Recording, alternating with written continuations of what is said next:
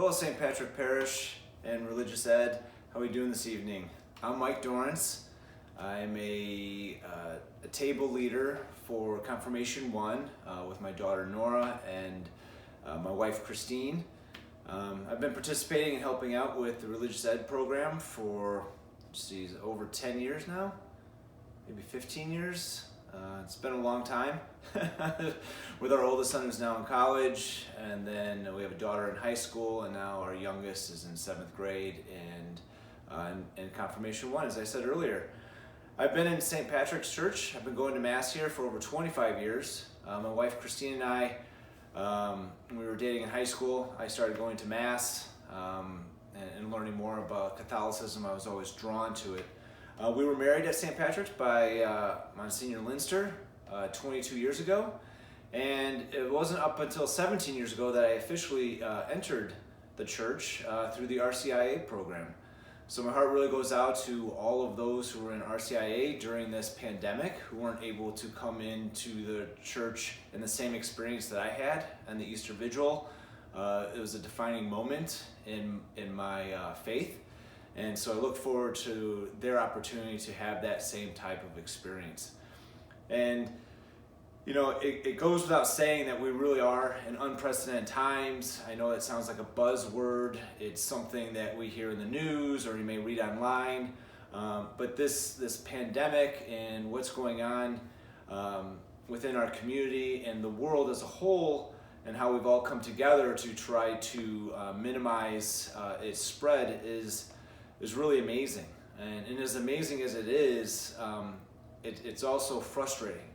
And so we'd be remiss to not recognize that there are many people who've been impacted by this if you haven't been already personally. We have, first and foremost, those who've contracted COVID, had complications, and unfortunately for those who may have passed away from the virus.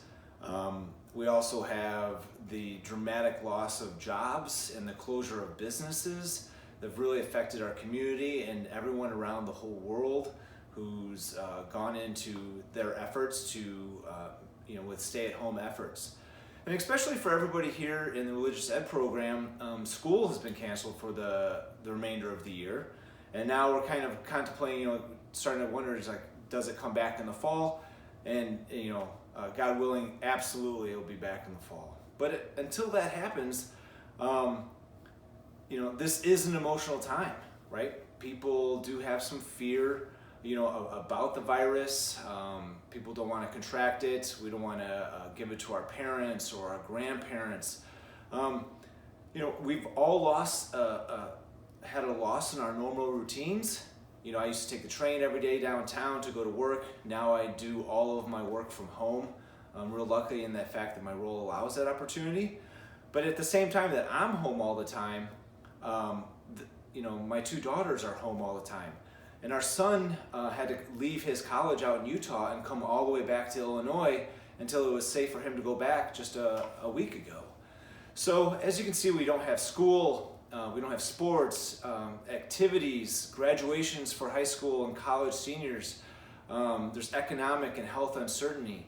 And as we kind of joke around, we basically just hit our family summertime routine about 3 months early. So with that being said, it's kind of had to force everybody around us to come to terms and tackle some things. So, today I'd like to kind of talk about some lessons learned, and we've all learned some stuff along the way. First type of thing question I'd like to present to everybody is, how can we open our hearts to the love of God, especially to change, right? I know that no one was looking for a pandemic to come down on us and to stop everybody from going to school, to stop everybody from seeing their friends and going to work, and having these defined routines. But when things like this happen, what I've really found to be powerful is just the act of unplugging and listening. And for me, I'm not sure how you unplug. A lot of times people have what they call those, it's like everyone's like, oh, I had this great idea while I was taking a shower, right? Well, for a lot of times, that's where you have like these brainstorm ideas, is when you get to like relax with your mind. And especially when you're trying to open up ourselves to God, you really have to unplug and put the phone down, turn the music off. And for me, I find that by going on trail runs and running outside. I know that for the kids, for my daughters, they've developed a routine to go exercise and to work out together.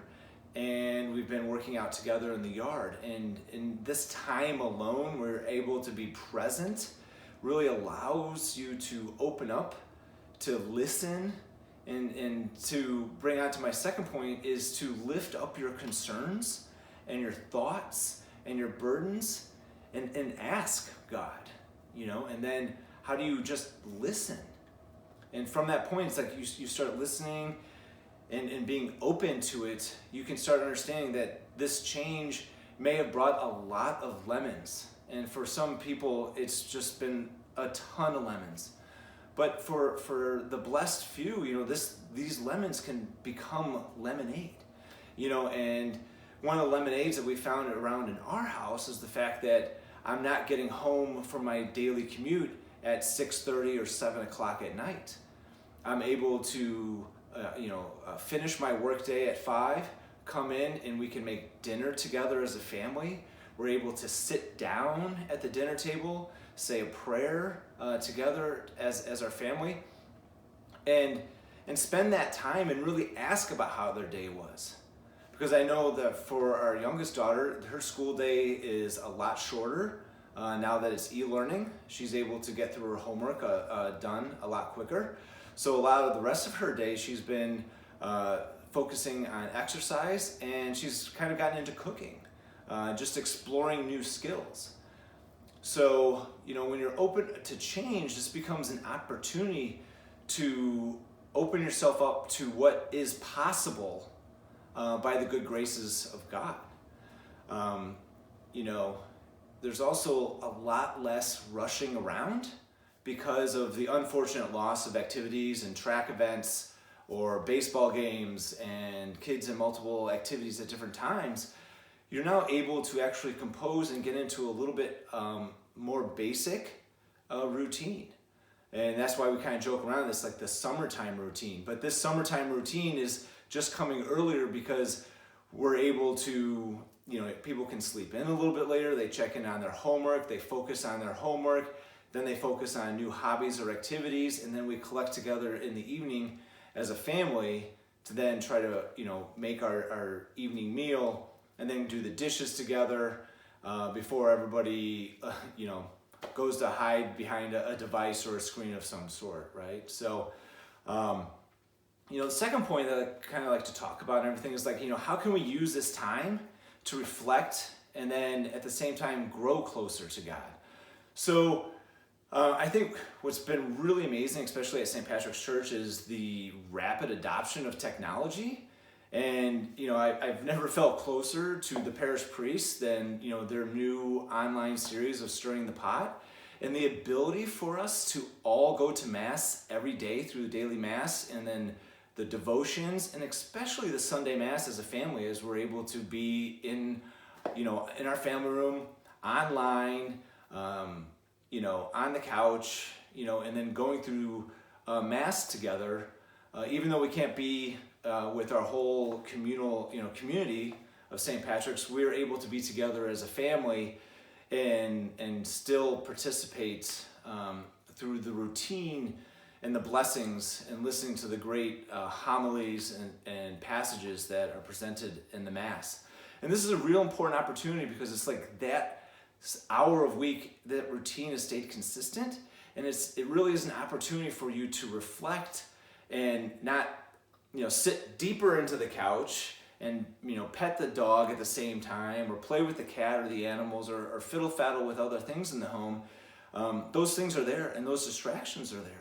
But it is also an opportunity to try to put those things aside and then really focus and be present in this unprecedented time. what I've really noticed around to help out around the house, is, everybody's pitching in a little bit more. In the beginning, there was a lot more lists being made. There was a lot more, I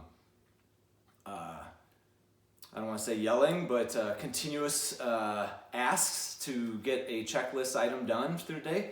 You gotta kind of think is that we've really entered into a time of an extended Lenten journey. I mean, this pandemic came through while we were in Lent and as part of the Easter season. And I kind of like try to take a pause back and be like, okay, we're just extending our Lenten journey now, moving forward. So what were those habits that got distracted as we became consumed and focused with health and economic security, and concern for our community and schools and sporting events and activities and hobbies, and where we couldn't go on traveling and trips that you had been planning for.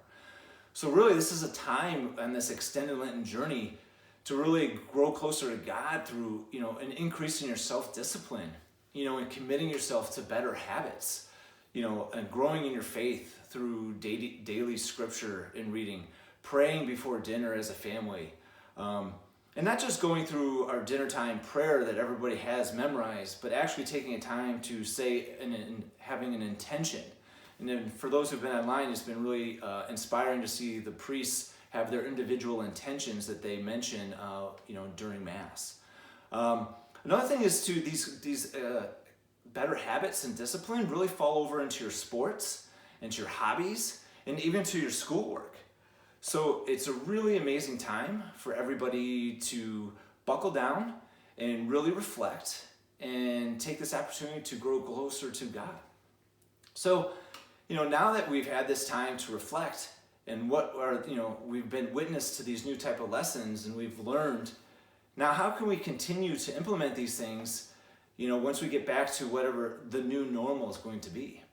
I asked my daughters of what they thought this might be, and they were like, well, it's kind of come back down, just like I've learned to look beyond myself and become a little bit more selfless, because what my inconvenience is today is not something that is compared to other friends who are going through different trying times, right? I mean, if your parents are doctors or first responders or essential workers at the hospital, or at their work, they have been taking additional risk on. And that's a lot of burden for a lot of families. I'm blessed to be able to work from home, and so we've been able to limit our contact.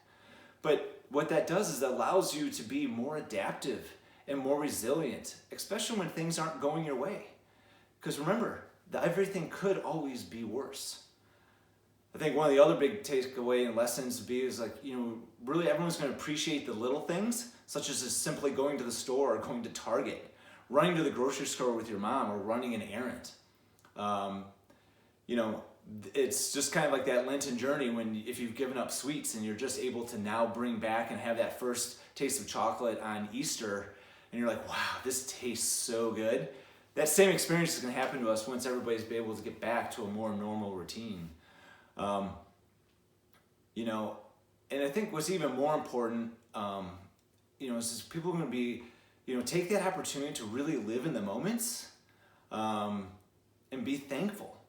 The opportunity that you get together with your family, to go to birthday parties again, to holiday celebrations, the ability to go to Mass, to go to school with all of your friends. These are now going to be blessings that you're going to be able to look upon and be like, wow, man, remember back when we couldn't do this? Remember when we had to go online school all the time and Zoom this and Zoom that? So what I think that really does is it really allows us to become more loving and compassionate to others. Because we just don't know what everybody's individual pandemic experience has been like. But because of that, you have that ability to take a step back and be like, okay, this is how it was for me. This is how I felt. And if someone starts talking to you about things, you can take a sit back and just listen more. And that kind of comes back to, the first point of, how can you go closer to God and change? And that's just like take a step back and listen. Be open. take a second to pause, close your eyes, have some prayer, take a walk in nature, enjoy the gifts that the Lord has provided for us.